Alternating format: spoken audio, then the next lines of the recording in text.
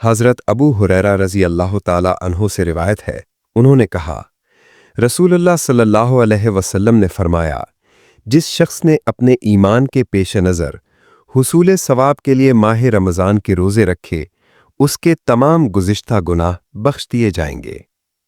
तशरीह: सौम रमज़ान फ़र्ज़ है और क़याम रमज़ान नफ़ल। इसके बावजूद इमाम बुखारी रहमतुल्लाह अलैह ने तताव्वुअ क़याम रमज़ान के बाब को मुक़द्दम किया है।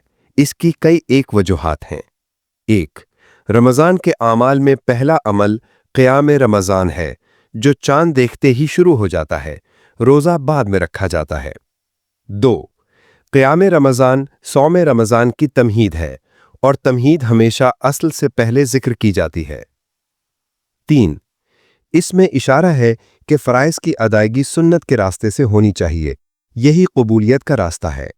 क़याम रमज़ान फ़ेली इबादत है और हमेशा फ़ेली इबादात को मुक़द्दम किया जाता है, जबकि सौम रमज़ान में कुछ चीज़ों को छोड़ना होता है, इसलिए रोज़ा फ़ेली इबादत नहीं है। इमाम साहब ने ततव्वुअ क़याम रमज़ान के साथ उन्वान कायम करते वक्त एहतिसाब की क़ैद ज़िक्र नहीं की, क्योंकि ये अमल ही इस्तेहज़ार नीयत के लिए काफ़ी है।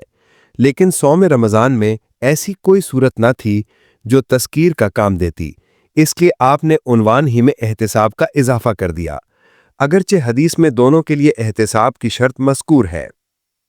ईमान और एहतिसाब लाजिम व मलजूम नहीं कि एक का ज़िक्र दूसरे के लिए काफ़ी हो, क्योंकि ऐसा होता है कि अमल तो ईमान का है मगर फ़ाइल की नीयत में इखलास नहीं होता। इसी तरह एक अमल बड़े इखलास से अदा किया जाता है, मगर ये ईमान के पेश नज़र नहीं बल्कि आमिल का अपना तबई रुझान होता है। एहतिसाब के मानी अल्लाह ताला से सवाब की उम्मीद रखना है। इबादत की कबूलियत के लिए एहतिसाब का होना ज़रूरी है।